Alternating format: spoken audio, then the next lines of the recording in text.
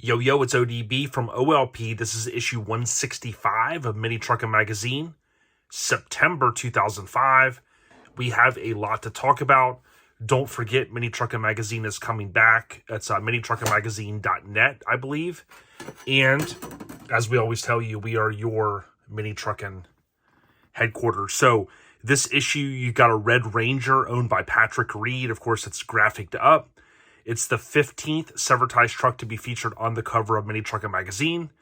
Mike Alexander, his first issue as editor. It's his 5th credited cover. It's only the 11th Ford Ranger to grace the cover. It's the 19th cover with Colorado Custom Wheels. There's an awesome pull-out poster that we'll get to that ties into the fact that this truck was featured 3 years in a row, probably the only time that I know of. So that's a lot of information. Let's jump right in.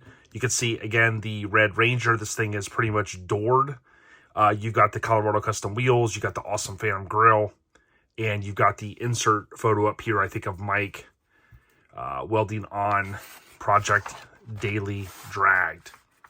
So, like I said, we're going to get going here. Appreciate all the support. Watch these to the end if you can.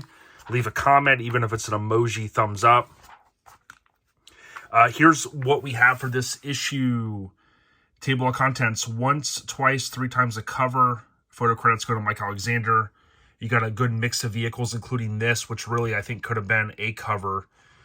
Patrick Reid definitely deserved it, but this truck was super sick. I remember seeing it at Greenville back in the day when it was first done. Frontier crew cabs on the rise. Here's under new management, so dragging through. You could see Mike on the left, Chad Lucas on the right. I was texting with Chad just the other day. I've always kept in contact with him. Happily living in Idaho, and he's working on something pretty cool. So more to come on that. Shout out to Chad. We've had him on the podcast in the past. Here you have MT News, kind of your standard stuff. Cowie to Greenville cruise went off without a hitch. That was cool. They did this in, I want to say, 2 years in a row. That's the famous group photo that was taken. I think they did it 0405 from memory. Some guys probably did it more than twice, but I think the main cruise. You've got paper cuts. The key thing here is this is still black and white. So for those scoring at home, this magazine started in 1988. We're still on 2005, and it's technically not 100% color. Definitely was an added cost, and we will eventually get to that point. Havasu Spring Break Nats, take a walk on the wild side. You got plenty of honeys and plenty of minis. There you go. They're street beat. Again, it seems like mostly color. Here is Project Daily Dragged. We'll see part 2 in this issue. Mike's very advantageous project there. Kind of crazy. Was like a total new concept, from a mini trucking standpoint. Of course, other genres were doing those kind of chassis, I would imagine. State to state cruise, that ties in, again, black and white, that ties into the Havasu show that we just saw. Here is an AIM tech article. Again, tech articles were key because you could highlight the advertisers. That's going to help boost some sales potentially. This truck came up recently. I think someone sent me a photo. This is by Chad Lucas, photography Mike Alexander. It's half-breed, and if you can't tell, the reason of that is the front end. This truck was owned by Cody Clement, 90 Mazda B2200, and of course it has a Tacoma front end, but it's a Mazda, so some love these mods, some cringe at them, but regardless, it's mini trucking. Kind of a crazy interior with the Toyota logos. Again, not going to be everybody's favorite. I love Mazdas in general, so I like all the Mazda parts, but certainly pretty cool. This is by Chad Lucas, shot by Mike Alexander, as I mentioned. 3rd time's a charm. Patrick Reid is still out there doing the damn thing. And again, this was the 15th Severtized truck featured on the cover. Graphics, 93 Ford Ranger rather. And then he is, of course, from Texas. Pretty cool layout here. Again, from the art department, so to speak. This truck has a lot of history. Some know it probably better than others, but we'll see here in just a moment when we flip the couple pages. A lot of history with this truck. If you ever got a chance to see it, or you know Patrick, the dude is a beast.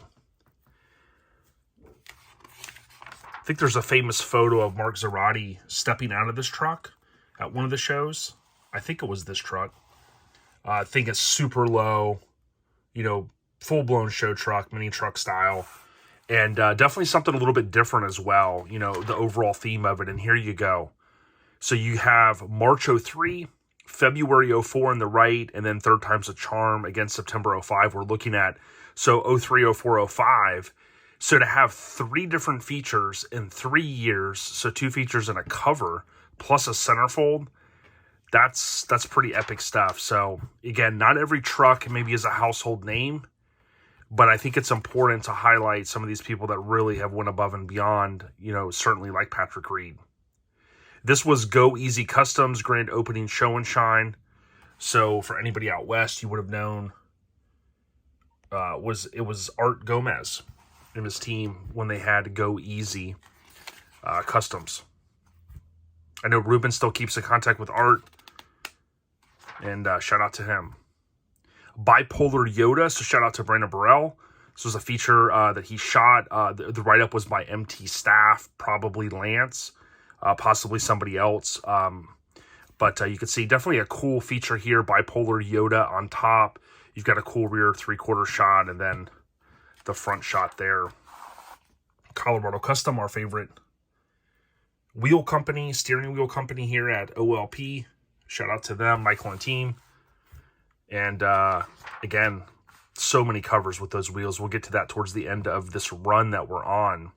Here's Low Rollers. This would have been the 9th annual end of summer bash because they had 8 previous, which is mentioned here in the feature.